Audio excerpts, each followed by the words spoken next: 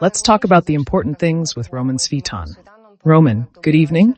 Good evening. I wish you all good health. Roman, it's a busy Wednesday afternoon. Before we start, we'd like to address the audience. Please like, comment, and indicate your city and country. Leave your questions to Mr. Roman, and we will answer them on the air. Subscribe to the channel to make your messages heard. This is really important in a time of information warfare. Roman, let's start with the south of our country, because the Russian army is preparing for a large-scale offensive against Kherson. They have already prepared 300 boats to cross the Dnipro, according to Kherson's head Vakudin in an interview with the Western press. Roman, this news has spread not only in our media, but also in the Western media. There is a lot of talk about the South, a lot of different contradictory information. Do you see any signals now that the enemy might go or try to attack the South, Kherson? And are there any signs that this offensive might be successful? In order to move on Kharkiv, the Russians needed an army of at least 300 to 400,000.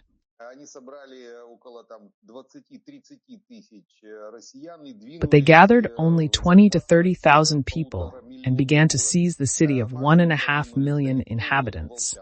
At most, they reached Volchansk, where they stayed, and we are successfully destroying them there. The situation is the same in the Kherson area. What are 300 boats?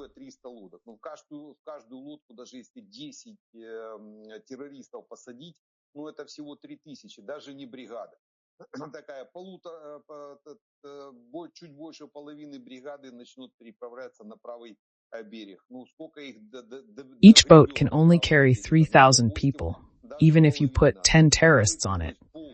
If half of them make it to the right bank, it will be a regiment that will not be able to do anything without the main force. To attack Kherson, Russia needs at least 150,000 terrorists with all the necessary means to cross the Dnipro. These are whole echelons with all the systems and means to move serious reserves across a river 600 to 700 meters wide. This is from the realm of fantasy.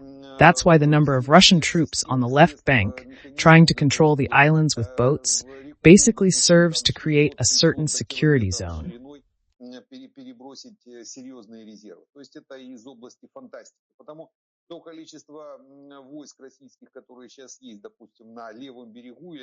It is more convenient for them to gain a foothold on the islands, as they can only move across them by boat.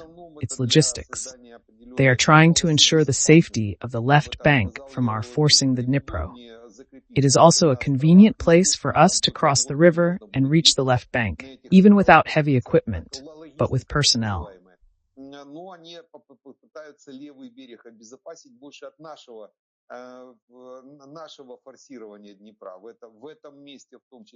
It is more convenient for us to land on the left, low bank from the right high bank, if such a task is set. Therefore, the Russians will definitely not be able to accomplish any strategic or operational tasks there due to the lack of personnel and equipment to force and consolidate on the right bank.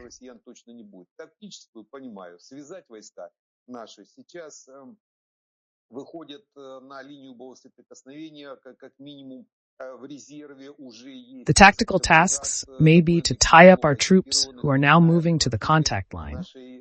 There are several brigades in the reserve that are well armed, ranging from the French brigade, our Anna of Kyiv, to other brigades trained at our base. Количество личного состава достаточно для того, чтобы усилить, допустим, направления основные, то есть Восточного фронта или Курского направления, Харьковского направления. Россиянам надо связать эти резервы. Вот один из механизмов растянуть по линии фронта. There is a shortage of weapons, but the number of personnel is sufficient to reinforce the main directions. On the eastern front, Kursk or Kharkiv.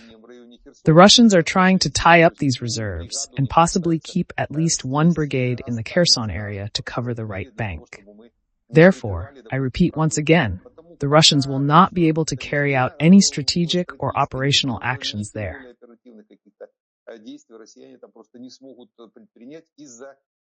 due to the lack of personnel and necessary equipment.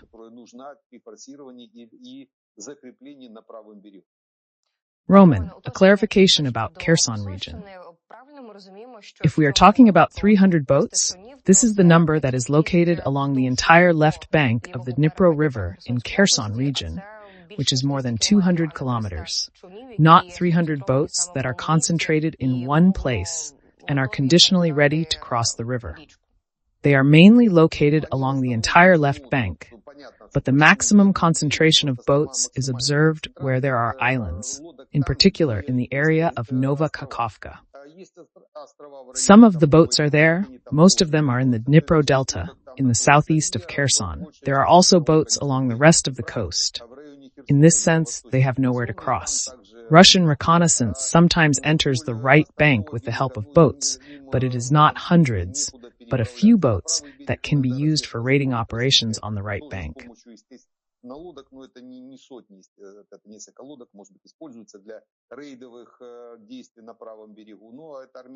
This is the army intelligence that constantly performs these tasks. We detect them on the right bank when they do not have time to return to the left bank. The main concentration, of course, is in the south, in the area of Kherson and Nova Kakhovka.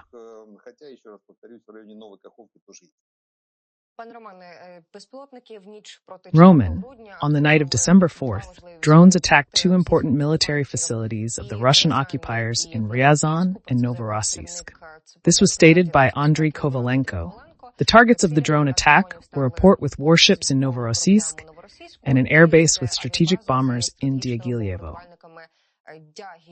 We don't know the consequences of this attack yet, but maybe you know something.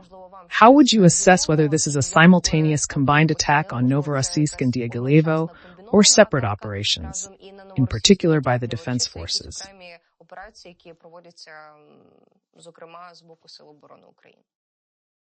The third object is probably one drone that got lost and hit the Kadyrovites location in the North Caucasus. This may not be a general attack, but a local operation, because there are many contradictions between clans in the North Caucasus and a struggle has begun. In addition, the liberation struggle of the North Caucasus states is actively developing.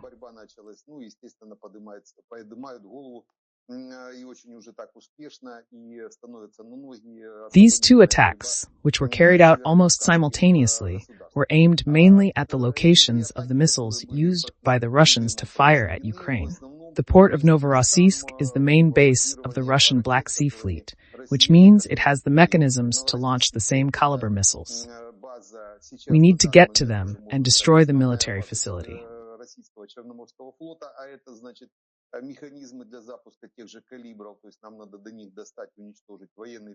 The second base is in Diaghilevo, where the 43rd Regiment is located for retraining of flight personnel, mainly strategic aviation.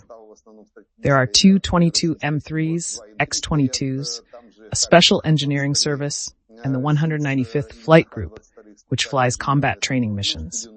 It was also important for us to try to destroy at least the engineering service and airfield technical equipment, causing damage to the aircraft at this particular base. Since the tasks were similar, to strike at missiles and their storage sites, which are dangerous for us, it was probably one common complex task performed by our special services, the Security Service, the Main Intelligence Directorate, Special Operations Forces, or the Air Force, because this is a fairly large-scale attack with long-range weapons.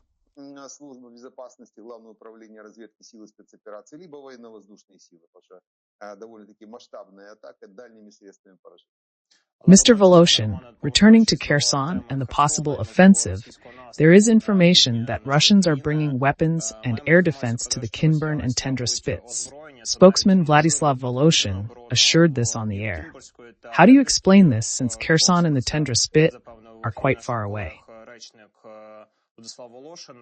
Тут теж треба коротке роз'яснення, з чим ви це пов'язуєте, бо трохи далеко все-таки Херсон та... The fact is that air defense covers any units that are more or less significant, either in terms of the number of personnel or the deployment of troops.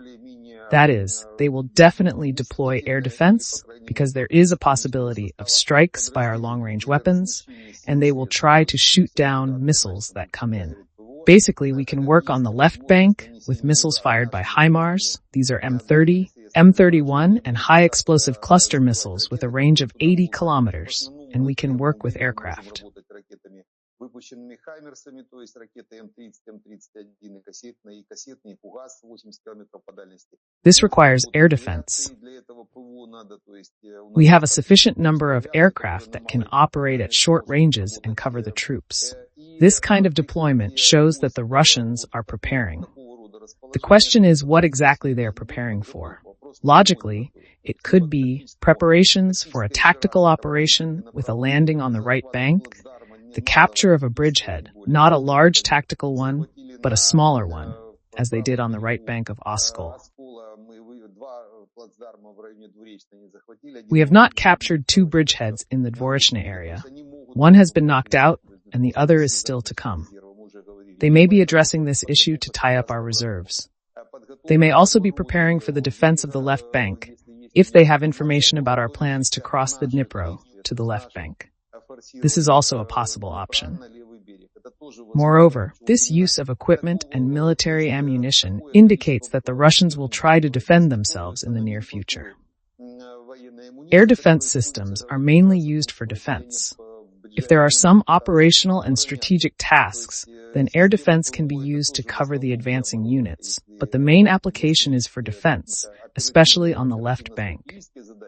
Therefore, it is possible that we are now dealing with the preparation of our troops to cross the Dnipro. We cannot rule out the possibility of a counterattack, especially on the left bank, in the direction of Skadovsk and Crimea, which is strategically sound and logical from the point of view of liberating our territories.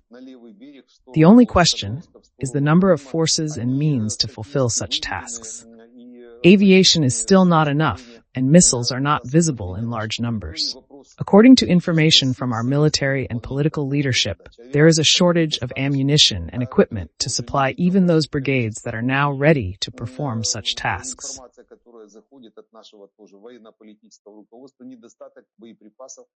Therefore, there is a possibility of both, but the dynamics will become clear in the next week and a half.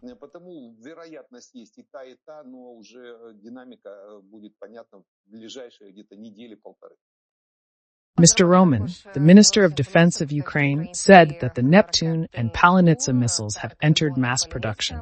In addition, Neptune has been modified to hit targets at a greater distance. How would you assess the prospects of the Ukrainian military-industrial complex in the near future and right now?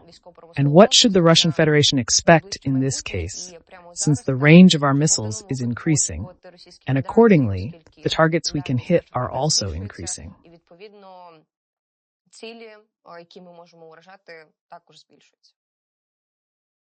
Luch Design Bureau is confident that it is a serious bureau that develops Neptune missiles. Naturally, they are modernized in various ways, starting with the homing head. We have practically abandoned maritime use and have long been working on high-resolution ground targets, which allows us to perform tasks with very good accuracy. The range of the missile was up to 300 kilometers, and technically it is possible to increase it by another 100 kilometers.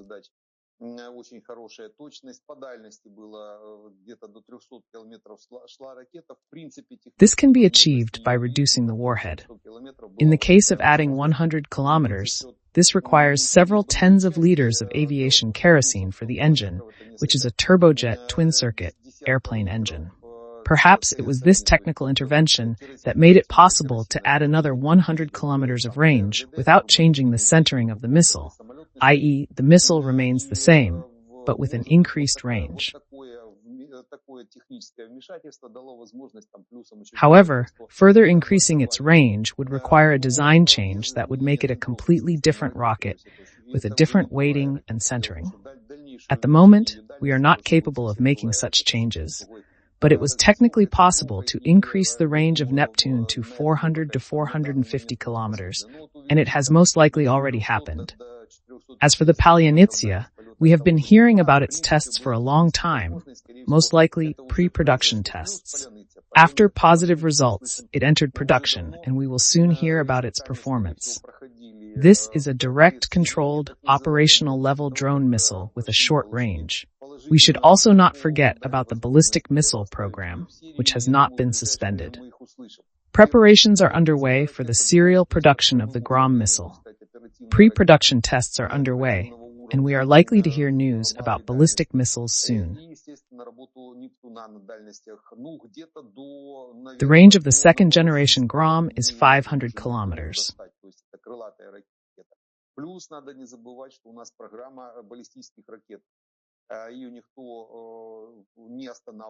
This means that the missile can reach not only Novorossiysk, but also Moscow.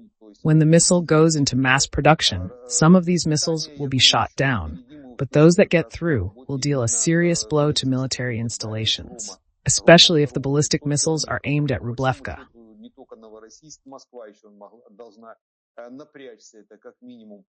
После того, как Гром станет серийное производство. Пусть там часть баллистических ракет они собьют, но та часть, которая пройдет... This would cause great upheaval in Russian politics, as a strike on this facility would become a symbol of threat to the entire country. Если начнет гореть от баллистических ракет, но там возникнут действительно серьезные потрясения. So, Mr. Roman, let's talk more about weapons. But before that, we remind you that it's easy to join the stream. Click like, write a comment, tell us your city, where you're watching from, and your opinion on the topics. We are interested to read your opinions, in particular on a possible offensive on Kherson. Now about weapons and money. The United States plans to give Ukraine $61 billion in aid by the end of Biden's term, Blinken said. In your opinion, when will Ukraine receive these funds and weapons on the battlefield? Більш детально, бо Сполучені Штати Америки планують передати Україні допомогу на всю суму в $61 мільярдів до кінця терміну президента Байдена. Про це запевнив сьогодні держсекретар Блінкен. На вашу думку, про який об'єм ми тут можемо... How often will bureaucratic and logistical processes be needed in this regard? It is unrealistic to get $61 billion in 2 months. There are realistic things and unrealistic things. They can maximize the distribution of these funds so that we receive them within a certain period of time, say 6 months or a year.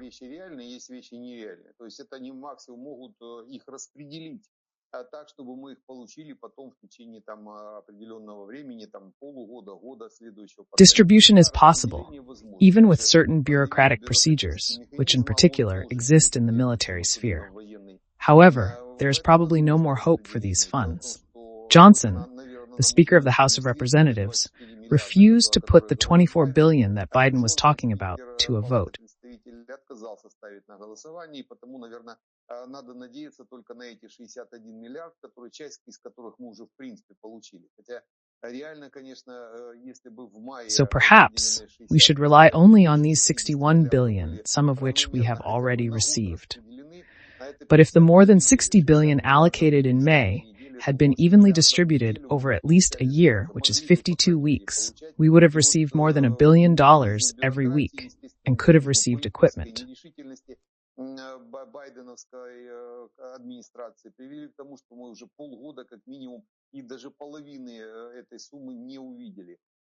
However, the mechanisms of bureaucracy and the political indecision of the Biden administration have led to the fact that in 6 months, we have not seen even half of this amount on the front line.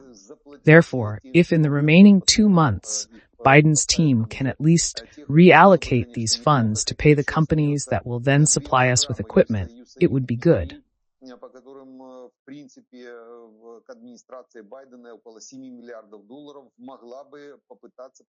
There are still 2 programs left, the PDA, under which the Biden administration could, in theory, supply us with weapons worth about $7 billion.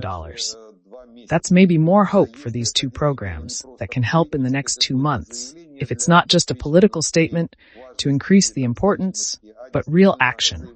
And in the next few days, it will become clear, because these programs can start working quickly and supplies can come from American bases located in Europe. We will see the equipment in a few days. Mr. Roman, it is reported that a Russian ship fired at a German helicopter in the Baltic Sea, according to Welt. It is noted that the crew of the Russian ship used signal munitions against the German Air Force helicopter. Details of the incident remain undisclosed. The reason is unknown.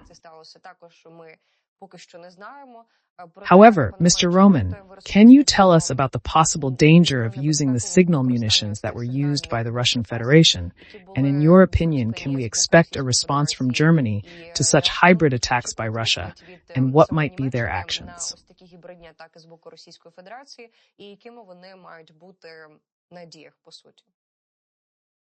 Если с точки зрения иронии подходить, так, скорее всего, шли сдаваться немцам. From the point of view of irony, it can be assumed that the Russians were probably trying to surrender to the Germans by lighting themselves up with flares, as if to shout. Realistically, there is a possibility that the task has been set to increase pressure on the Baltic Sea and possibly on the Baltic Fleet. Moscow could have set such a task, so it could be just marking itself by approaching a certain border or, as they call it, a border incident. Such actions can be perceived as a border incident and, in principle, do not cause serious consequences, although perhaps both sides will exchange notes of protest. Какие-то ноты протеста друг другу послать. Россияне это пытаются всегда делать, так сказать, щупать границы дозволенного. То есть вот примерно вот то, что сейчас выглядит, по крайней мере, на Балтийском флоте. Но для россиян Балтийское море это уже практически потерянное море. Это можно сказать, озеро в данный момент, оно же закрыто, вход-выход один на запад, то есть через него... Russians are always trying to feel what is permissible, testing the boundaries. As for the Baltic Sea, it is almost a lost sea for Russia. You could even say that it is a kind of lake, as the entrance and exit from it are practically blocked. The only way out to the west is through NATO countries. Russians cannot freely leave or enter this sea. С Черного моря по рекам перебросить. Там есть через Волго-Донской канал могут перебросить катера. The most they can do is move small ships across rivers from the Black Sea, particularly through the Volga-Don Canal. They may even try to move parts of the fleet to the Caspian Sea or to the north. But they have no access to the ocean, specifically because of blockades by NATO and Turkey. Therefore, they can only prank in the Baltic Sea, nothing more. Турции и на выходе на западе Балтики. Потому максимум они могут только пошалить, я бы так сказал. That is why we should not pay much attention to these Russian pranks in the Baltic. Обращать внимание на такие шалости российские в Балтике не стоит. Mr. Roman, the British Secretary of Defense has said that the British Army would be wiped out in 6 months or a year of a war of this magnitude in Ukraine. Повністю знищена за 6 місяців або рік війни, якщо війна такого масштабу була б як в Україні. In your opinion, is this a signal that Europe is already preparing for possible aggression with Russia? After such complimentary statements by the armed forces of Ukraine, should we expect any large-scale military aid package for our defense forces? The statement of our partners that the British Army would not have survived for some time in the war looks somewhat incorrect, because they do not fight in trenches.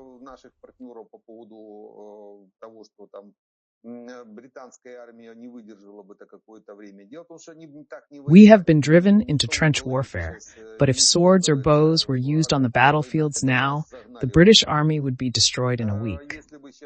However, no one is waiting for someone to arrive on a submarine or on horseback. What we have at the front now is a trench warfare over a length of 30 kilometers with a front width of 1,500 kilometers.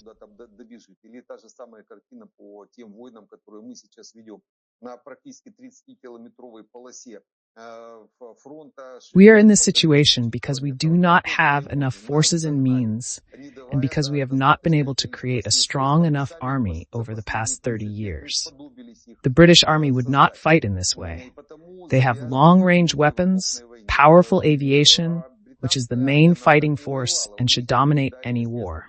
вооружения, у них есть авиация, основная сейчас поражающая сила, которая в любой войне доминировать должна. Потому авиационные компоненты у британцев, They would очень probably have destroyed ракетная, Moscow, авиационная, морская destroyed Russian авиация. military airfields to a depth of several hundred kilometers.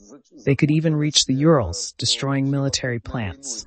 That is, after such strikes, Russia would have nothing to fight with, even in trench warfare.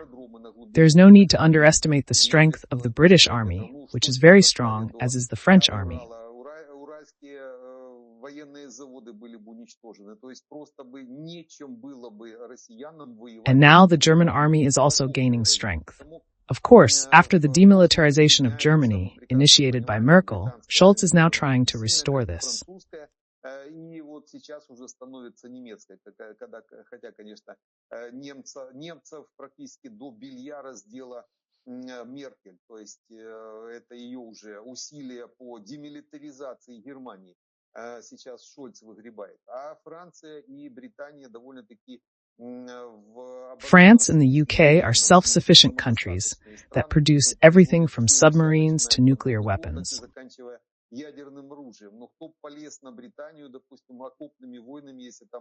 But who wants to fight a trench war with them when they have several hundred nuclear warheads?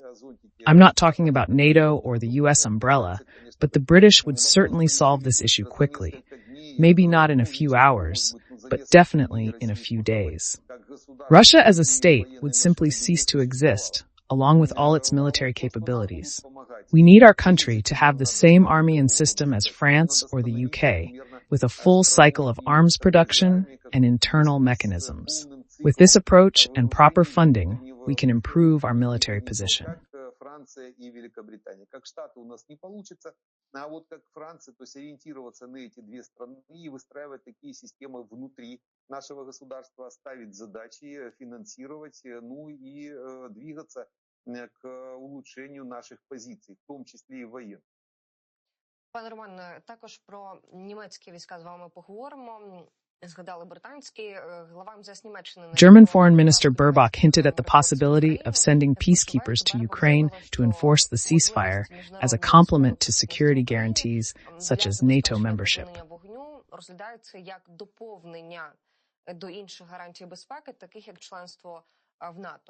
What do you think about this addition to the security guarantees that we don't actually have?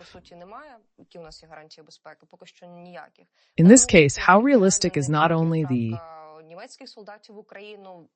sending German soldiers to Ukraine to monitor the ceasefire, but also other military personnel? The best option would be to use peacekeepers, so to speak, military personnel, for example, German or any other NATO troops. However, this is possible only on the borderline after we liberate our territory. Then it will be possible to bring NATO troops to the borderline, to the 1991 border, and let them stay there. We can even help, perhaps with food, but in other tasks it is unlikely that they will agree to directly participate in combat operations on the front line, even go to the line of contact. It is unlikely that anyone would want to stand between two armies of 500,000 on each side. And I think it will not happen because it is from the realm of fantasy.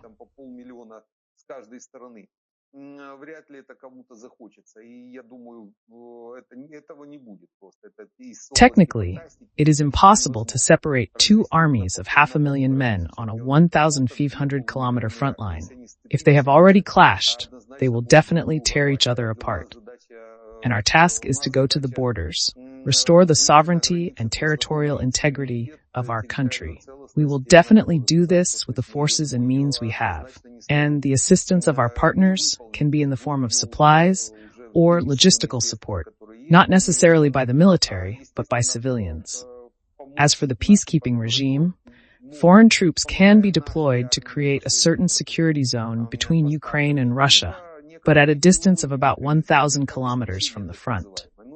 They can go, for example, to the Bryansk or Belgorod regions, but they will not be directly involved in the fighting.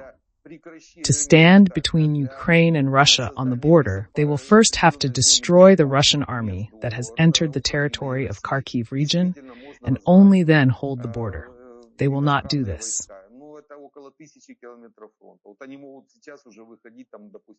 на Брянскую область, на Белгородскую область, но они же не будут непосредственно участвовать в боях. Для того, чтобы стать между Украиной и Россией вдоль границы, а, допустим, в районе Харькова им же придется тогда сначала уничтожить российскую армию, которая зашла, допустим, на территорию Харьковщины на данный момент, а потом только удерживать границу. Этого они делать не будут. А потому заявление пока Therefore, at the moment, such statements are not substantive. Technically, this is impossible, so it is probably not worth talking about it as possible or theoretical military action. Mr. Svitan, thank you for the informative conversation, clear explanations, and your position. Roman Svitan, reserve instructor of the Ukrainian army, traditionally answered the most important questions of the day and week. Right now, please like this video and write your opinion on the topics we discussed, such as the offensive, Kherson, weapons, and the 61 billion. We'd love to read your thoughts. Also, don't forget to subscribe to this YouTube channel. See you soon on 24.